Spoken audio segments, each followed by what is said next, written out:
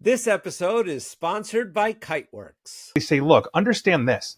The engine of the economy for your business is technology. I don't care if you're in construction and healthcare and finance. If you're making widgets, it doesn't matter. Technology is the driver of your business. It is the engine of your economy. Without technology, your machines won't work. You can't bill. You can't communicate. You can't do anything. That's why you need standards and practices for infrastructure, IT support. The CIO is keeping the lights on, managing the infrastructure that is driving the engine of the economy. And the cybersecurity team is the shield for that engine. We're the early warning sensors on the car before it hits. Then we're the airbags and the seatbelt. Hello, everyone. This is your host, Manoj Tandon. Welcome to Dark Rhino Security Confidential. We have a fantastic guest here today. But before I introduce him, I do want to remind you folks, show us a little love. Smash the like and subscribe buttons. Let us know, leave comments. It's important. It makes a difference so we can keep bringing this great content to you. Now, without further delay, glad to introduce Nick Espinosa. Nick has been in the business for over 25 years, believe it or not, and he's done a lot of pretty amazing things. He founded Windy City Networks. He created Security Fanatics, and he has worked with a lot of medium and enterprise level companies. He's a board member, advisor, contributor to several cybersecurity organizations like Roosevelt University, the COVID-19 Cyber Threat Coalition, and the Cyber Peace Institute. He's an award-winning author, TEDx speaker, and the host of a nationally syndicated radio show, The Deep Dive. Nick, thank you so much for joining us today. Yeah, happy to do it. And looking forward to the conversation. You know, we got to start with your origin story. How did you get here? Because everybody has a unique journey. Are you a computer scientist by training, or how did this journey begin? Well, when I landed on this planet, no. No. So long story short, my 90-second life story. I got my very first computer when I was 5 years old. And yes, I'm going back that far. And my dad went to work the next day and I took it apart piece by piece, screw by screw. And when he got home and got done whooping me, I put it back together and it turned on. And at that point, I didn't know how to use it, but my dad saw something there and said, okay, we're going to let him go. And by virtue of that, here we are. I built my first computer at age 7. I could program in 12 languages by the time I was 9. Started getting my first certifications way back in the day when I was like 12, 13 years old. Broke into my first system at age 14. That's when the recruiters started. And then basically at 19, founded Windy City Networks. And here we are. So I like to say it's not in my blood, it's in my DNA. I absolutely love this job. Well, I was going to ask for parents right now of young children who want to get them interested in computers. Was there something, a secret sauce, something that happened that really drove your interest, or it's just a natural attraction? I was honestly just fascinated by it. How does it work? Once I put it back together and it worked, I wanted to know everything. How could I get this to work? Not just play games, but I was the one at like 6 that actually set up the printer because my dad couldn't figure it out. And then I wanted them to talk to each other. And once I figured out they could talk to each other, how do I break it? How do I capture it? How does that work? It's always been fascinating to me. And so when I was growing up, I was either in school playing soccer or on a computer, and when in high school, it was, I was in high school on the computer or trying to get a girlfriend. I mean, that's essentially, what it was for me. And it's just always been there. And interestingly enough, parents today actually have a ton of resources that we simply didn't have. You've got coding camp, coding for kids starting at a very young age. You've got basically build it yourself computer kits like Kano and some others. And so like right now we are building basically a new generation of developers of those that can create on computers at a very intimate level. And I think it's a fantastic thing because quite frankly, technology drives the world. It's the engine of the economy. Yeah. So it's a great thing to have. Wow. So what was your first computer? My very first computer was, and for the record, we're talking about 1984, not to date myself here. No, that's good. Yep. It was an IBM PC Junior, no hard drives. It had a 5 1/4, 2 cartridges, and an 8086 in it. Oh, so it wasn't even an 8088. No, my dad splurged and got 256K. which was more than we ever were going to need in our entire lives. And it was a Two fantastic floppy computer. drives. What? You had two floppy drives in it? No, I had one floppy drive, one 5 1/4, and then it had cartridges. So my first operating system was actually Microsoft Basic 1.0, and I still have the cartridge at my mom's house. I should retrieve that. And then from there it was DOS. So I learned Basic, and then I learned DOS, and that was my start. Hey, there's a lot of underpinnings of DOS in Windows even today. Oh yeah, how many times we use a command prompt for something, right? There you go. And who was the first hack? Who was the first hack? For legal purposes, I cannot say, but it was a government entity. Oh, so you did it just because you wanted. What were you a fan of war games? Because that puts you in that. So oh my God, I loved war games growing up. Hackers in the 90s. I mean, Yep. Angelina Jolie aside, that was a great movie. Sneakers was another one that I loved. Yeah. And so I was just a big fan of that kind of stuff. But I just, like I said, I've been a nerd my whole life. Just always really enjoyed it. And you've created some laws around cybersecurity, and I want to get to that. Okay. Sure. Because, a lot of our audience that's in the small, medium business space has some interesting views on cybersecurity. Not that the enterprise doesn't. Sure. They got some interesting views too, right? Mm-hmm. But before we get to that, what do you think the biggest challenge is? Why can't companies get cybersecurity right? Let me ask the most general question there is. So that's kind of a loaded question in terms of what companies can't do right. I think one of the biggest problems we have, I actually wrote this article for Forbes, I want to say like a year and a half ago or so, is we have a major problem right now, essentially with burnout in cybersecurity. A lot of cybersecurity professionals, especially at the CISO level, they cannot hire because we have a hiring deficit that, colleges and universities are trying to crank out. But we all know that there's no real experience after you come out of college, right? You have to gain that experience. So losing veterans as they are retiring, and studies have shown, I think it was Mimecast that had a study on that said within 2 years, we're going to lose something like 30 to 50% of cybersecurity executives because they're not getting budgets. There's no relief from data breaches. It's nonstop right now. And so it's just easier to go open a puppy daycare or sit on a beach than it is, to be in cybersecurity. I think that's one side of the coin. The other side of the coin is the human element. And if you're looking at any kind of security system throughout history, even before the invention of the microprocessor, humans trust. And that is one of the biggest problems that we have, is that, yes, Prince Ubuntu does need help with his revolution, or it is my boss sending me, this email that I need to click and send money immediately because it's urgent. We have a huge problem with that. And I think every organization, especially those that even do awareness training, see that one person that opens it every single time. Like 9 times out of 10, it's the CEO, but there's always that person that just falls for everything, that trusts. And I think it's our biggest issue that we've got in technology right now. Is it trust, or is it ignorance and naivety? I said that well, wrong. Yeah. They go hand in hand. Right? I mean, if you're willfully ignorant on something, it's one part you, another part, maybe nobody's told you something, right? And so by virtue of that, trust can stem from ignorance, or trust can stem from things like the Dunning-Kruger effect, right? Like, in other words, I think I'm that good that I'm always right and I'm never going to fall for this. And guess who falls for it, right? And the so guy who said, or gal. Right. And so these are things. I mean, I've literally been on stage and I've seen, especially older people, like, oh, I'll never get hacked. Well, you're the largest demographic for getting hit constantly, and because it's going to be over the telephone, right? And think about the world that they lived in. They had one information news source, where today we're blasted with disinformation, misinformation, misguidance as well as guidance. And it's hard oftentimes to discern. But when you grew up and you got your news from Walter Cronkite and you didn't get to pick from politically motivated anything, it was just the news. It's a much different animal, right? There's a level of trust there in older generations that younger generations growing up in a less stable society simply have. And so I think it's really our biggest issue. And it is, to your point, it is ignorance.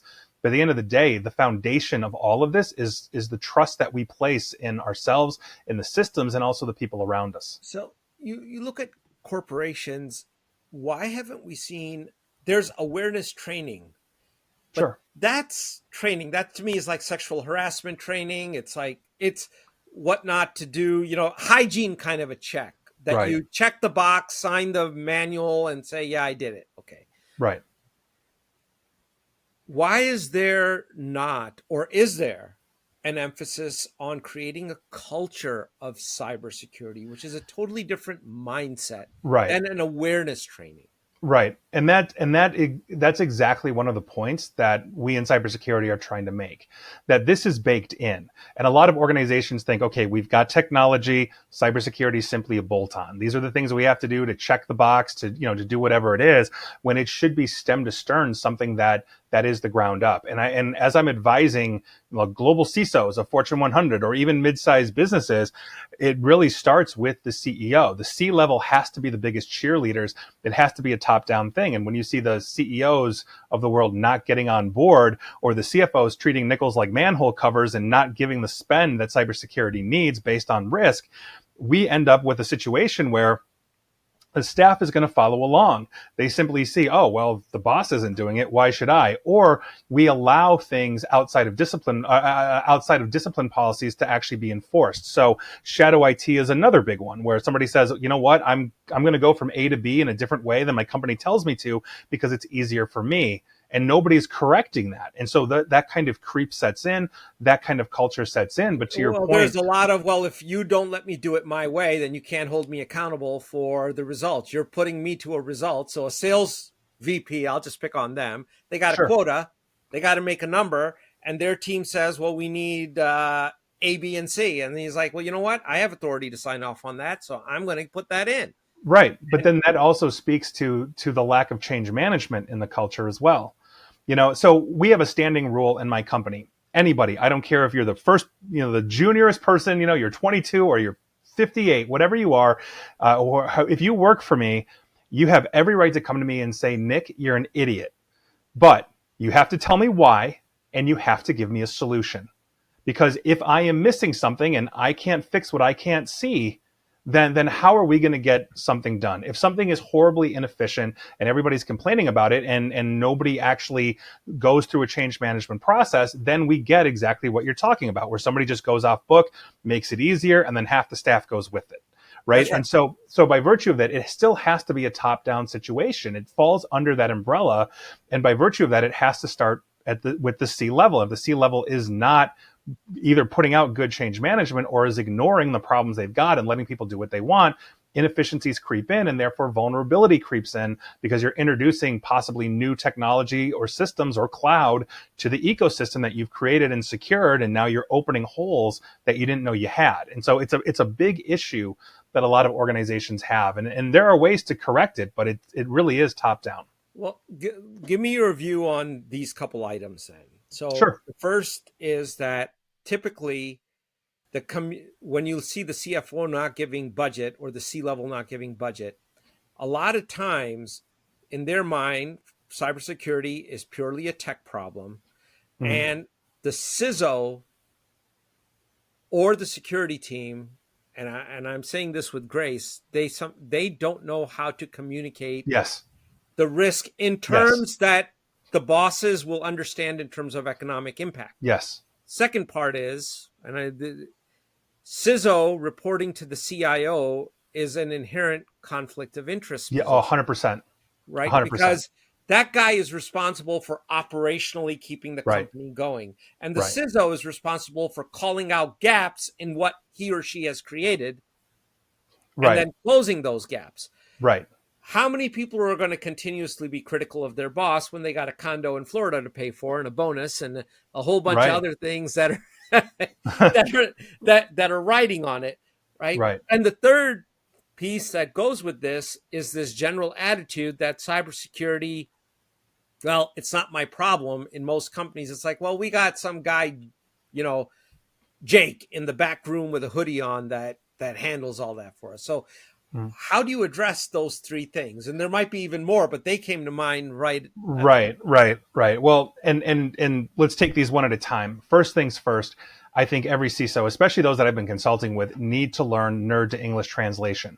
CISO is a relatively new position in the C level. Most of the time, it's not even a C level, Right. even though it has C in the word, right? But it's not a C level. Yeah. Right. But a lot of times they come from deeply technical backgrounds. And so by virtue of that, you're stuck in your own world. And so one of the things when I'm talking to CISOs and even CIOs is you've got to speak the language of business. It is so unbelievably important to understand that at the end of the day, cybersecurity is a quantification and then indemnification of risk. The tools come later. You've got to understand where your vulnerabilities are. You've got to understand the financial hurt. So your CFO understands that you're not some flaming pit of technology that's on fire that he's shoveling money into. This is one of the critical things that we've got to understand. And so as I'm advising CISOs or CIOs, I basically say, look, understand this.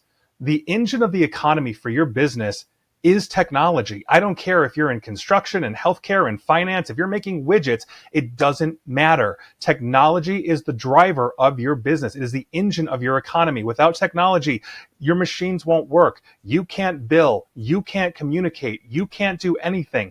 That's why you need standards and practices for infrastructure, IT support. The CIO is keeping the lights on, managing the infrastructure that is driving the engine of the economy. And the cybersecurity team is the shield for that engine. We're the early warning sensors on the car before it hits. Then we're the airbags and the seatbelt and everything else. That is what we are talking about. And if you cannot convey these things in a plain English or whatever language you speak manner, you're never going to get anywhere. It is the biggest problem that we have at the C level getting this stuff done. And when I'm walking through a risk register with a CFO and a CEO there alongside their CISO and CIO, it's like lights have opened because, oh my God, we're going to lose this much. And it's not a hypothetical. These are your actual numbers. These are your direct costs, your indirect costs. And now you start to see the footprint of, well, if we're literally losing $1 million a week, spending $150,000 on a better firewall or whatever is exactly what we need to do, because quite frankly, that's more affordable than that. And these are conversations that we just don't see at any real level, or they're approached by the CISOs and sometimes the CIOs of the world, although that's a more veteran position. So the CISOs will basically say, oh, we need this EDR, we need this firewall, we need this because it protects us. Well, that is well and good, and everybody understands the concept, but until you make it impactful, until you understand, or rather the C-level understands how you defending them basically completes the CEO's 3-year, 5-year, 10-year vision, you're just spitting into the wind. You're screaming into the void, and it's a huge problem we see. And very few CEOs come from technical backgrounds, so it's not like they're going to understand inherently just how important cybersecurity is, especially when we were the redheaded stepchild in the technological room for decades. I mean, I started my first business in '98, focused on cybersecurity, and nobody wanted to buy anything. Nobody wanted to talk about this because it's, if it ain't broke, we don't fix it. We've had that old Cisco firewall since Cisco was founded, and we're never going to change it until it breaks. These are things that we see constantly. And by virtue of that, it is up to us, the CISOs of the world, to convey this. I recommend taking business classes, learn the language of finance, understand risk at a deep level. And if you're coming up the ranks as like an IT director or a cybersecurity analyst, and you're thinking it's all the tools that you've got and the protection that you've got, you're missing the boat. It's a huge problem. And I will now get off my soapbox, but it just drives me up a wall. It really does. It absolutely does. So take the second part of that then. How does the CIO and CISO combination actually work together? Drinking. Lots of drinking. Yeah. So the way I look at it is to your point, I think that organizations that put the CISO underneath either the CIO or, God forbid, the CFO, because then nothing gets done. I think they're doing themselves a disservice. The CISO should be essentially reporting to the board like any other chief should be. And by virtue of that, they've got the autonomy, to your point that you said earlier, to essentially audit and ensure that the infrastructure is secure, that standards and practices are being met, that compliance is being adhered to, whatever that standard is. And if you are putting that under, let's say, the CIO, well, then the CIO can overrule what could potentially be a life-saving change to the organization. And so I think it's one of the biggest issues we've got. Absolutely. And what about, well, it's not my job. The general user community. Why do I care, man? I just come in here and make my widget and I go home. Right. Well, part of that is hearts and minds. And you're always going to find people, I don't care what organization, big or small, that are not going to care no matter how much you try to pound it into them. Can't put a gun to their head, can't force them to do things in that sense. But what you can do is you can help guide. And one of the biggest things that when I'm talking about this is you don't want to be that person that loses that organization millions of dollars. Right. I've literally been in the room interviewing these people in the aftermath of some kind of incident, some kind of breach, some kind of massive money loss. We had one that was moving money through a financial advisor, quote unquote, for months. They lost millions until they realized, hey, something's not right here. And the actual financial advisor called and said, am I fired? Like, why aren't you guys answering my emails? Wow. And their response is, what are you talking about? We've been moving money like crazy for you. Being in that room, interviewing that person, I mean, she was a wreck. Is she going to get fired? Is the company going to go under? It's a heartbreaking situation to be in, and it's a tough one to be in. And I think that's for the people that say, it's not my job. Well, you don't want to be the weakest link. I mean, secondarily, you also have discipline policies, right? So if the person is super violating it, then, maybe they're not a good fit for the organization. Right. And then that's a tough call to make, but that's essentially, I think, the name of the game there. So you mentioned vulnerability a couple minutes ago, and that brings us to the first law of cybersecurity. Why don't you take us down the path here? So the first law of cybersecurity is if there's a vulnerability, it will be exploited. No exceptions. Okay. And think about that. I mean, the world's full of this. Oh, it totally is. So when you look at the CISA top 10, forget about that. People don't even get the top 3 for the most part, right? But when you look at vulnerabilities, and we put this in context, a lot of companies would come back and say, for us to close all the vulnerabilities is not practically possible for us. So what do you do? Because there's things known, there's a lot of unknowns that they don't know about, but sure. Right? Sure. And where do you reach a point of diminishing returns? Well, and on the reverse side of that, the software that we're buying, the developers know that they are releasing it under deadlines with vulnerabilities baked in that they will fix later. They know that they are releasing software with vulnerabilities. Let that sink in for a second. But this really comes down to understanding the quantification of risk. You might have 10 different vulnerabilities. Let's just use easy numbers here. 2 of those might be, oh my God, jaw dropping, bomb dropping, like holy cow, a 3rd grade class, I could teach how to break into this place. Maybe you start there. But if you don't understand overarchingly through some kind of assessment, like a risk assessment, cybersecurity assessment based on a standard controls framework, think like NIST 800-171 or ISO 27001 for risk, then you're basically playing whack-a-mole with this.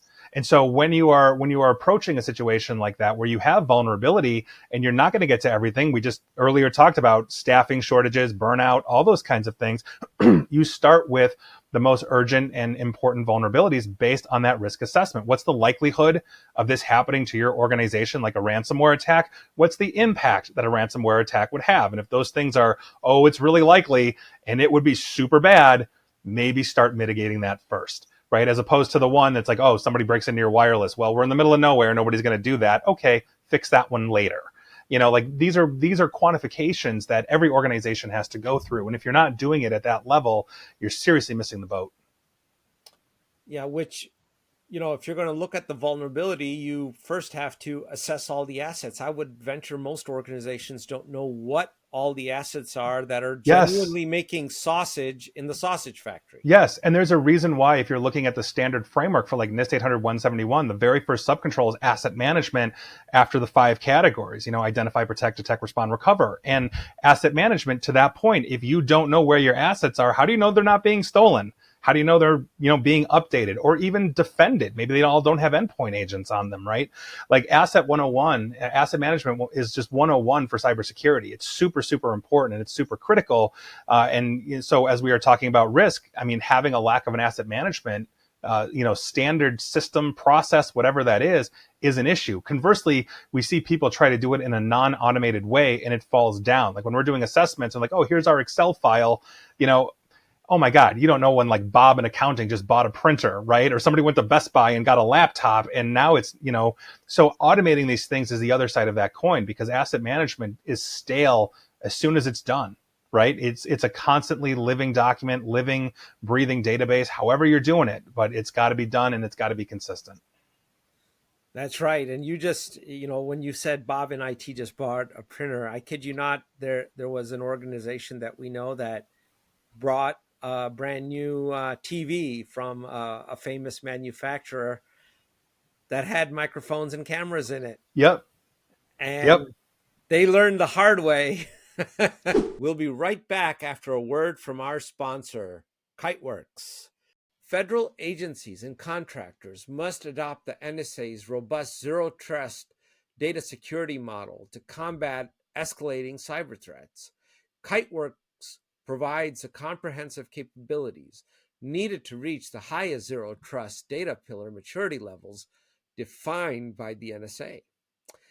Elevate your data security posture to meet escalating threats and stringent federal guidelines with kiteworks.com to learn how Kiteworks can accelerate your journey to NSA's zero trust data pillar maturity. That's kiteworks.com. Our favorite was, I kid you, I swear to God, this is a true story. We were doing an assessment and we start with asset identification inside the network. Okay, like where are the assets? What is probable and vulnerable? And we found, I swear to God, we found a toaster in the break room that you basically was connected to wireless and you could send pictures to the toaster and then it would print it on bread. So you want your face on bread or whatever like this. This thing was like running like Linux 0.1. I mean, we hacked the heck out of this thing and we exfiltrated part of a database through it. We were able to establish credentials through the OS and copy out a database for it. And I was this close to actually printing out part of their final report on a piece of toast and handing it to their CEO. But I thought that would have been a total jerk move. But nobody knew. IT was mystified that this thing was there. And what happened was one of the sales guys on a sales junket to China saw it in the window of a Chinese store, thought this would be very novel to do, brought it back, got an adapter and plugged it right into the network. China, so you never know, but right? That gets you to OT though, right? I mean, so when you're looking at asset management, OT is no different. This is an unsolvable issue almost in many ways, right? I mean, you got the toaster, we had the TV, the newer refrigerators, sure. Someone might be running a little massager for their back in their office, right? That's connected. Right. What do you do with that, or is that learn segmentation well? Well, I mean, so that's part of it. I mean, the best, most secure companies are those that don't give out wireless passwords, right? You have an internal, network for your IT, OT, ICS, whatever you're running, and the only people that have it are the IT administrators. And you might have a fully segregated, whether it's virtual or physical, guest network. I mean, you want to bring in an automated back scratcher, it goes on the guest network, or it doesn't go anywhere at all. Those companies that play fast and loose, especially with like BYOD, bring your own device policies, like it is one of the biggest issues that we've got in risk indemnification, not to mention legal indemnification for the companies, right? Because let's say I'm that employee and I get fired and it's a bad breakup, like screw this company, and they go ahead and try to like wipe their data off my device. And I'm not talking about blowing away my pictures, but like excising out their Office 365 connection, those kinds of things. You're technically doing that without express consent. And the courts here in the United States have been favoring the terminated employee over the corporation. And a lot of organizations don't know this. They don't have bring your own device policies.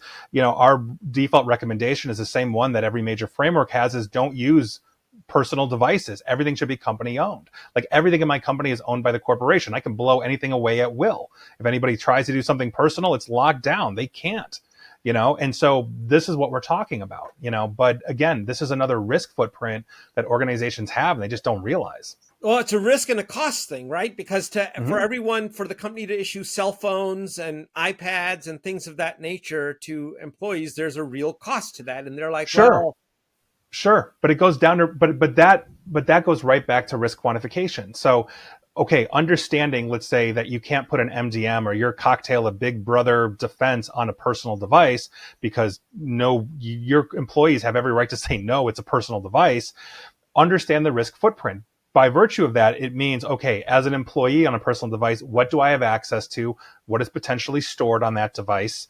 How risky is my device? Is it like a 10-year-old phone because I'm cheap, that has no updates on it, or is it brand new, fully updated, encrypted by default, which all the new Androids and iPhones are, and then understand if, okay, I get breached on my phone and the attacker has access to my email or a database or whatever, what's the financial fallout? And if that financial fallout is vastly worse than just buying a whole bunch of cheap phones that you can 100% control for your staff, well, maybe you should be buying phones. Or if it's not and saying, oh, this is such a minor thing, well, then you put policies around it. In other words, I, as an employee, have to sign a BYOD policy that says I will bring my own antivirus into this or whatever. And here's a list of approved vendors that I can use, that I'll vet my stuff, whatever that policy you want it to say. And if I'm an employee that wants to use my mobile phone, now I've got to sign it. And if I don't adhere to that, I could be terminated. So there are ways to indemnify yourself, but the default is if you're best indemnified when no personal devices are at play ever. Okay.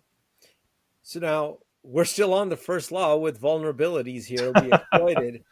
On vulnerabilities, because there's just so much, we would probably spend the rest of the time on just this topic. But sure. The other thing I wanted to get to, we know about tech vulnerabilities that we can figure out. And what about process vulnerabilities? So sure. To me, those are equal, if not even more important. Like if I know I want to compromise your company, Nick, I'm going to case you out. I want to understand your habits, sure, how you do things, sure, what you're up to, how you guys right. send money, figure out all the right. steps in the process, right, and then insert myself at the right moment. right. Right. So that is not a technical vulnerability. Those are process vulnerabilities. So what do you advise on that? Yeah. So that basically goes to law number 3, if you will, humans trust even when they shouldn't. Right. And so by virtue of it, it comes down to the training, but it also comes down to putting processes in place that would mitigate this kind of defense. And I'll give you 2 stories of what we recently saw in the news. Please. The first one was a major real estate corporation out of China where they deep faked a Zoom meeting with a deep fake CFO that looked and sounded exactly like the actual CFO, deep faked other executives to basically fish the controller or the financial person in that company to say, move $30 million from China to here. That was and the guy's like, all over the place. Yeah. The guy's like, oh, well, that's the CFO. I can't say no to him. He's my boss. Here's all my other bosses all agreeing with him, and here we are. They didn't put any kind of mechanism in place to allow that employee to have a further check. The other one that we saw recently was Ferrari, maker of Italian exotic cars. Their CEO was spoofed right down to his southern Italian accent, not a generic Italian accent, a southern Italian accent, and started fishing like an executive vice president. And so it started with text messages. Hey, we need to talk. It's the CEO, blah, blah, blah. I'm on my personal phone, not my Ferrari owned phone, blah, blah, blah. But we need to move money to China. Like we're doing a deal. And so they get on the phone and the executive vice president starts, hey, something's not right. And so what did he do? He asked a question, and he asked the question of, I've got to verify that it's you. What was the book that you recommended to me last week? And what did he do in that moment, right? Because that's not something that's going to be on LinkedIn or Facebook or classmates.com or anywhere else where you're getting public intelligence on anybody. What you are saying in that moment is something that is unique to you and me. I got an email years ago from somebody that I went to high school with, possibly, and said, hey, I've got an issue here. Can I borrow some money, blah, blah, blah. And I said, well, you've got to verify who you are. We got on the phone and he told me a story that happened to us in high school. That's not public knowledge. Only the people involved would know that. I was like, okay, it's clearly you.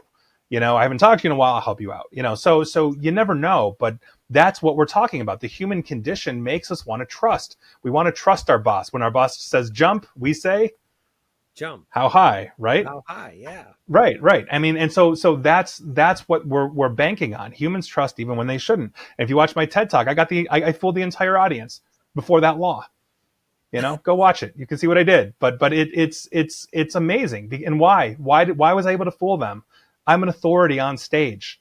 They are watching me as a subject matter expert talk about cybersecurity. So when I tell them to do something, they're going to do it. Right. And so understand what we are banking on by exploiting you. It's humans trust, and if you break down what a hacker does, it's simply this: we lie to you. We lie to you, whether you fall for Prince Ubuntu from Nigeria, whether you think the system is secure when it's actually not, when you think the $20 antivirus that you bought is going to turn your computer into Fort Knox, and it won't. We trust, and it gets us in trouble every time. It's a huge thing, and we need trust in our life. We should be able to trust our spouses to some extent, our kids, our family members, all that. But we see what happens when trust breaks down in society. We're going through a very political, contentious election right now, Right. and you can see through disinformation the wedge and the lack of trust between two sides, and it's not healthy. But when it comes to our technological life, we have to build a filter of distrust. This is our biggest problem in cybersecurity, hands down. Hands down.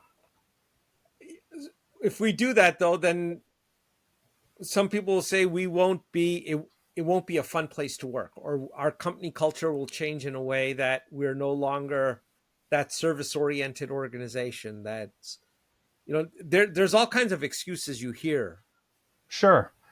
But you have to balance the good with the bad. And what I mean by that is simply this: like, as you are developing a culture, you can have a great culture, but if it comes down to a financial transaction, why not have an extra step? And if everybody's aware of it, then it's commonplace. And if you don't do it, you should be called out on it. Like, hey, Nick, you were supposed to challenge me, when I asked you to move money and you didn't do that. You just automatically assumed. It's a teaching moment. The whole point of having a phishing simulation or awareness training or whatever it is not a gotcha moment. It's a we're all in this together moment.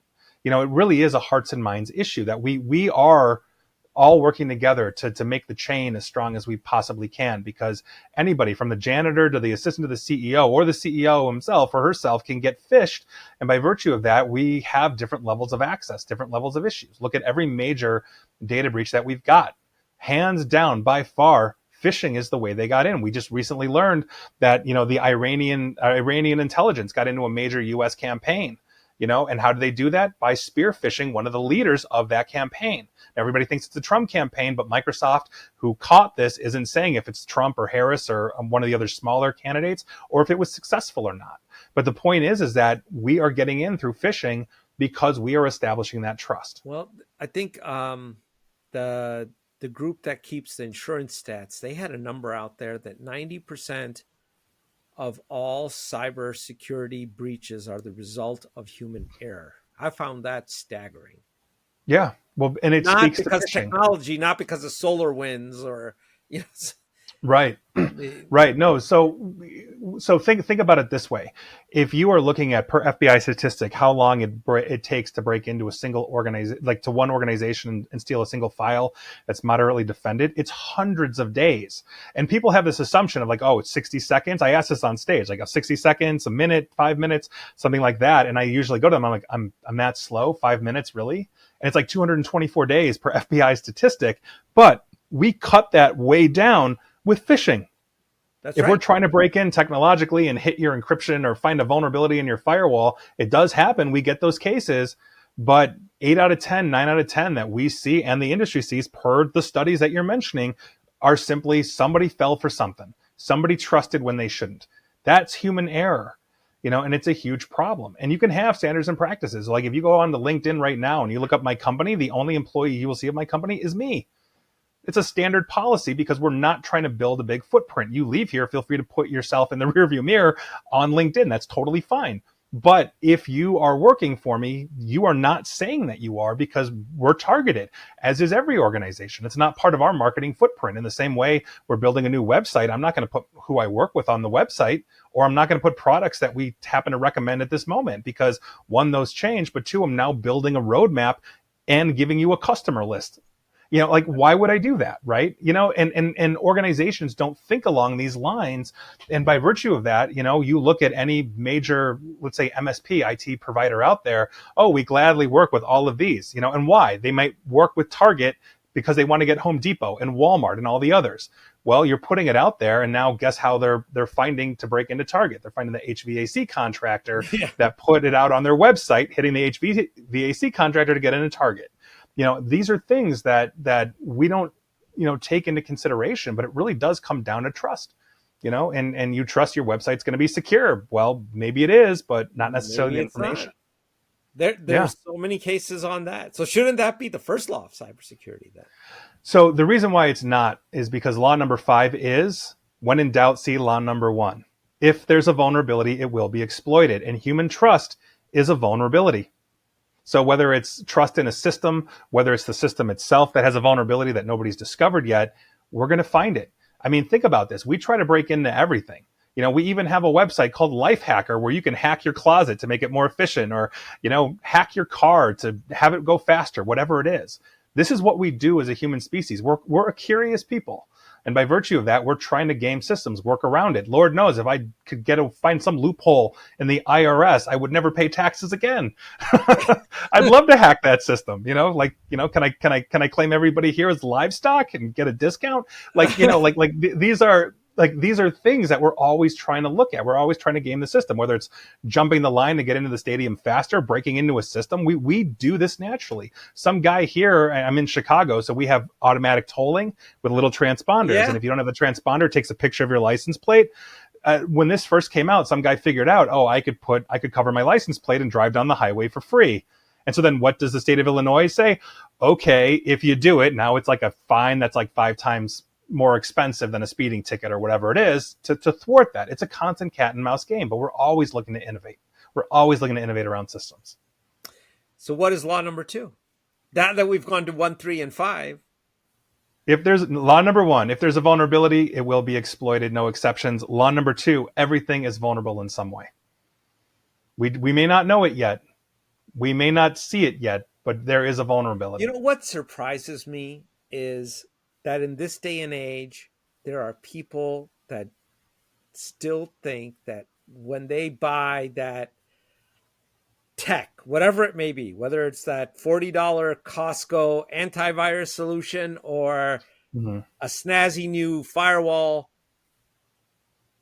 that makes them bulletproof. When we all know that the unsinkable Titanic sank.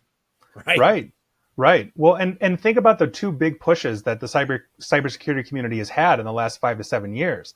It's not the low-hanging fruit, because everybody knows you need some kind of endpoint detection. You need a firewall. That's the checkbox. The 2 big things have been identity access management, because we have so many stolen usernames and passwords just floating around in the dark web for free, mind you, let alone, paying for the newer ones. But the other one has been supply chain due diligence, right? We are in the era of the cloud. I mean, how many corporations are you still using servers, especially at the mid-sized level or at the enterprise level? A lot of it is going to the cloud. They're being hosted by the Microsofts and Amazons and Oracles and IBMs of the world. Well, have you done your due diligence on them? And the other side of it too is that you've got old infrastructure, people that are veterans that know the computers very well, and just assume spinning up a virtual Windows server in AWS or Azure is the same thing, when it's not. Microsoft, AWS, they give you a ton of different security controls. And if you don't use them, it's not on Amazon's fault, right? It's on you. We literally had a customer that was using Amazon to the tune of about $3,000 a month or so. They got a bill for $95,000 in a month. That's when they became a client. Like, something's wrong, So we found that somebody had put a crypto miner on essentially one of their virtual machines and then turned on the gas, and they didn't have auto scaling basically capped. And so it just kept consuming and consuming and consuming to the point of $95,000 when it was caught. And so we basically excised the virus. They went to Amazon and said, well, $92,000 of this is fraudulent. Like, this is not us. This was malicious, blah, blah, blah. And Amazon said, that's great. Where's our $95,000? That's right. And that's in the contract. We gave you all the tools. We gave you the tools. You didn't use them. It's not on us. So that's you ironically what, CrowdStrike is making that claim against Delta right now. They're saying, we offered you help.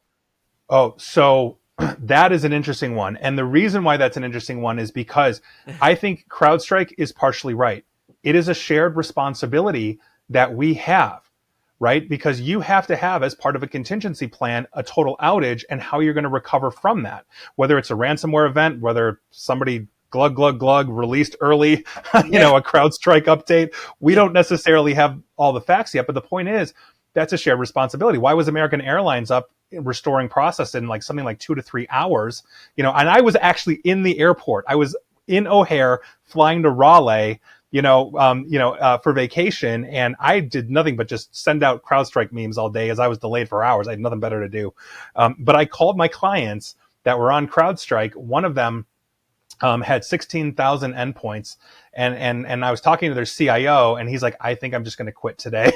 Like, we've got 45 people that can handle this, and like, this is one at a time. Like, we're not prepared for this. But I had a client with almost 100,000 endpoints on CrowdStrike, and they got critical operations up in under 2 hours. Wow. So they actually had done, they probably had real disaster recovery in place. Yeah.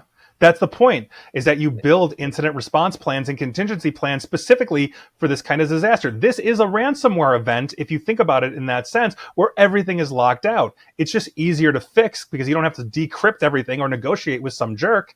You'll get a $10 gift card from CrowdStrike, but for pizza or whatever they were setting up. What a joke. But the point is, though, is that you treat it in the same way. You've got response plans. Everybody knows their job. You've got check-ins. You execute. And if you can't do that, you're Delta Airlines, and Delta has every right to point the finger at CrowdStrike, but they've got to own that too. They really do. They have some responsibility in this. Oh, sure. And I think, that contract language, again, you look at your vendor contracts, because that has to be part of your risk. Yeah. When you're capped at the limit of the contract as liability, think about it. Yeah. And that's standard in the industry. Yeah, exactly. And so there's only so much that CrowdStrike can do. And to that point, it's the same with Amazon. If Amazon has an outage on the back end, that's on Amazon.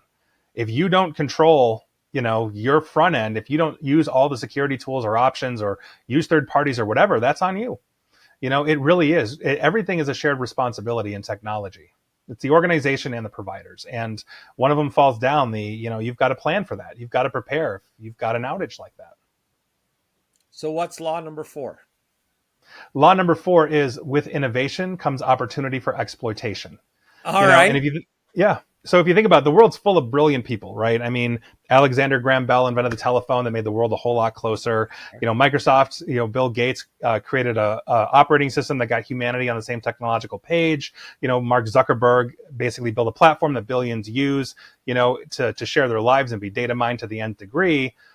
But we also have to understand that with these advancements, we see hacking, we see exploitation, we see a trust that shouldn't be there as well. And so that's one of the biggest issues. And look at any advancing technology or any evolving ransomware. The Mirai virus, is one of those. We found vulnerabilities in pacemakers that shouldn't have vulnerabilities through the Bluetooth that could literally kill a man. So as we continue to innovate and create these amazing new things, we can't forget to actually defend these things, bake in good development practices, bake in security as we're building the next technological wonders. That's true, but it's always going to be that battle between convenience and security. And I have a feeling convenience wins 9.9 out of 10 times. Yeah. And that's one of the reasons why, most people don't have MFA on Facebook, per studies, is because they try to get you to sign up as fast as humanly possible. And if you go looking and digging for it, you can enable it. But yes, we're not a security first society. And that's primarily because everybody's trying to get everybody to sign up. Now, some of that is changing, especially on the business side. Microsoft is giving us better logging, even if you have the cheapest level, of logging. They're trying to enforce MFA right out of the gate, no exceptions. I think that's a great thing. But when you look at it, like, there's no MFA on like a Netflix or a Hulu, anything like that. You got your credit card in there. I mean, that you're credit relying card's on been that. Compromised so many times. It doesn't. I look, if you're an American, your age, home address, social security number, right, date of birth. I think at this point, it's out. Equifax did that for us. That was awesome. But yeah, no, I mean, and that's the point, right? It's also, I wrote an article for Forbes years ago on why we need to stop using Social Security as a de facto national identity. Like, my God, my Social Security number, like yours, is out there. I don't know how many times. How many times? So freezing our credit and monitoring, right? Policy isn't catching up either, right? I mean, they're still in the 1930s with this stuff. Yeah. Yeah, I mean, if you look at the U.S. Congress right now, I don't think they could vote for what to have for lunch at this point, let alone, any kind of cybersecurity laws and policies, or, a new encrypted, national identity or something along those lines. We're stuck in that moment. Fortunately, there are others that are leading the way, but I wish we would as well. Yeah. Totally agree. Well, hey, we're at the end of this hour, but I wanted to give you a couple minutes to go ahead and plug whatever you'd like. You got anything new and exciting coming out that you want all the Um, listeners to know about? Sell them something. so yes, well, in terms of public events, I'll be speaking at Compliance Week in October. Okay. There'll be a lot of interesting people there, including Lina Khan from the FTC, the head of the FTC, and some others. And so I think that'll be a fun time. It's in October in Boston. Other than that, you can like, share, follow me, Facebook and Twitter or X or whatever they're calling it this week, at Nick AESP, or YouTube /Nick Espinosa, and come say hi, come hang out. I love interacting. Well, that's fantastic. No new books coming out? Working on one, but don't want to say too much just yet. But I actually owe my editor an email now that you say that. But but anyway, yeah, working on that one as well. And of course, I've got the nationally syndicated radio show, hopefully on a NPR or Pacifica affiliate near you. So, well, that's fantastic. Yeah. Any movie deals coming up? So I was a while ago in talks to do a reality show that fell through when they figured out just how hard hacking was to put on screen. But that's the closest I've come. So, well, Nick, we've only scratched the surface. We'd love to have you back sometime and sure, go much deeper. This is, I think there's getting into some of these cases, and because we didn't even touch on the topic that people don't believe that it can happen to them, right? Yeah. And there is that falsehood, or I'm not interesting enough. I'm not interesting enough. It'll never happen to me. Right. You know? Right. Right. Well, as long as you got a good credit score, you can be boring, but man, that 750 or more credit score really, all good. All right. Hey, well, Nick, thank you so much. You've been fantastic, and we'll look forward to the next time. Looking forward to it too. Thanks for having me.